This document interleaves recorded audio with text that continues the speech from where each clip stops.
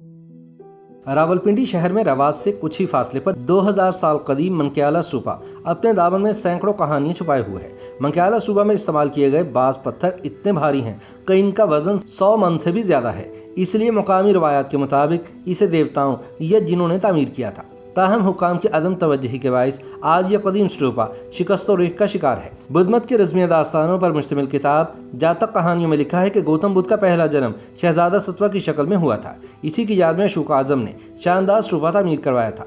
देखा जाए तो मनक्याला का स्तूपा सांची के अजीम स्तूपा से हूबहू मुशाबे है, जो मध्य प्रदेश में 3री सदी कब्ल बसी में अशोक ने ही बनवाया था, जहाँ पर बुद्धा की राख भी दफन की गई थी। सांची के स्तूपा और मनक्याला के स्तूपा का मुआवजा करें तो ऐसा लगता है कि दोनों को एक ही तरह के मामारों ने बनाया था। मनक्याला के स्तूपा के बारे में कई रवायत हैं, जिनमें से एक ये भी है कि सियालकोट के राजा सालवाहन के बेटे राजा रसालू ने इसी मुकाम पर उन 7 देवों का मुकाबला किया था, जो यहाँ हर रोज किसी न किसी आदमजात को निशाना बनाते थे। रिवायत के मुताबिक इनमें से 6 देव मारे गए थे और 7वां भागकर तरकई की पहाड़ियों में छुप गया था। बाज़ रिवायात के मुताबिक मनक्याला रियासत मानकपुर का दारुल हुकूमत था। मेजर जनरल कंगम ने बुद्ध मत पर काफ़ी तहकीक की और वो आर्कियोलॉजी सर्वे ऑफ इंडिया का डायरेक्टर जनरल भी थे। वो इस नतीजे पर पहुंचे कि यहाँ पर बड़े पैमाने पर आग से तबाही के आसार पाए जाते हैं, जो शायद सफ़ेद हनों ने लगाई थी, जो यहाँ 5वीं सदी में हमलावर हुए थे। उन्होंने जब मनक्याला के इर्द गिर्द के आसार का जायजा लिया तो उन्हें यहाँ किसी शहर के आसार नहीं मिले, माँ सिवाय एक बड़ी इमारत के, जिसके बारे में उन्होंने कहा कि यह महीब दीवारें खानकाहों और मजहबी इमारत की हो सकती हैं। दूसरी तरफ मुकामी लोगों का ख्याल है कि यह राजा मान का महल था, लेकिन जनरल कनिंगम के मुताबिक जब टेक्सला और मगिध से राजे और रानियां यहाँ आते होंगे तो उनके ठहरने के लिए ये महल बनाया गया होगा। मनक्याला स्तूपा में इस्तेमाल किए गए बाज पत्थर इतने भारी हैं कि इनका वजन 100 मन से भी ज्यादा है। इसलिए मुकामी रवायत के मुताबिक इसे देवताओं या जिन्हों ने तामीर किया था। कभी इसके गिर्द गोलाई में तवाफ करती सीढ़ियाँ इसकी चोटी तक जाती थी, जहाँ से ख्वास अंदर उतरकर इबादत करते थे, जहाँ बुद्धा की राख भी अशोक ने खसूसी तौर पर रखवाई थी। इनकी इसी फजीलत के सबब इन्हें निहायत मुतबरक गर्दाना जाता था।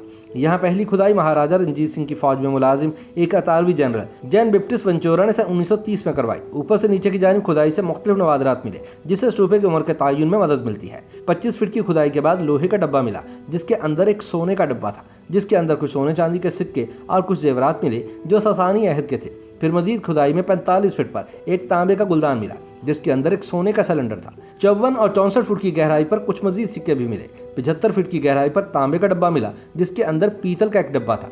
इसके ढक्कन पर तहरीर नक्श थी। इसके अंदर फिर सोने का सिलेंडर था, जिसमें कंशक दौर का सोने का सिक्का और दीगर नवादरात थे। जनरल वेंचुरा के बाद रंजीत सिंह के एक फ्रांसीसी जनरल क्लाउड ऑगस्ट कोर्ट ने मनक्याला में 15 मुख्तलिफ स्तूपों की खुदाई करवाई। इसके दौरान एक स्तूपे से तांबे का कूदा मिला, जिसमें चांदी का सिलेंडर था, जिसमें कंशक दौर के सिक्कों, सोने के सिक्कों के साथ कीमती पत्थर और मोती भी मौजूद थे। सबसे पुराना सिक्का 45 कबल मसीह के रूमी बादशाह मार्क एंटनी के दौर का था। ये तमाम नवादरात ब्रिटिश म्यूजियम में आज भी महफूज है। अपने वक्त की इस अजीम बुद्ध खानकाह का अब कोई पुरसान हाल नहीं। इस स्तूपे के इर्द गिर्द लोहे की 4 दीवारी बना दी गई है। Gandhara research and resource centre के एग्जीक्यूटिव डायरेक्टर नदीम उमर तारड़ के बकौल मनक्याला स्तूपा का शुमार गंधारा के इंतहाई अहम स्तूपों में होता है। उन्होंने कहा कि आर्कियोलॉजी डिपार्टमेंट अगर चाहे तो वो अब भी इसको अपनी असल हालत में बहाल कर सकता है, क्योंकि वक्त के मसाइब का मुकाबला करने के बावजूद आज भी ये बहुत अच्छी हालत में है। हुकूमत अगर मजहबी सियाहत को रवाज देने में मुखलिस है तो फिर मनक्याला स्तूपा की बहाली के लिए फंड मुख्तस किए जाएं और इसे आलमी विरसे के नक्शे पर लाया जाना चाहिए। YouTube पर गूगली न्यूज देखने के लिए youtube.com की सर्च बार में गूगली न्यूज टीवी टाइप करें। गूगली न्यूज के पेज पर सुर्ख रंग के सब्सक्रिप्शन वाले बटन पर क्लिक करना ना भूलिए। YouTube पेज पर अपलोड होने वाली वीडियोस से बाखबर रहने के लिए बेल आइकन पर क्लिक कीजिए। आपको हर नई वीडियो के बारे में नोटिफिकेशन मौसूल हो जाएगा।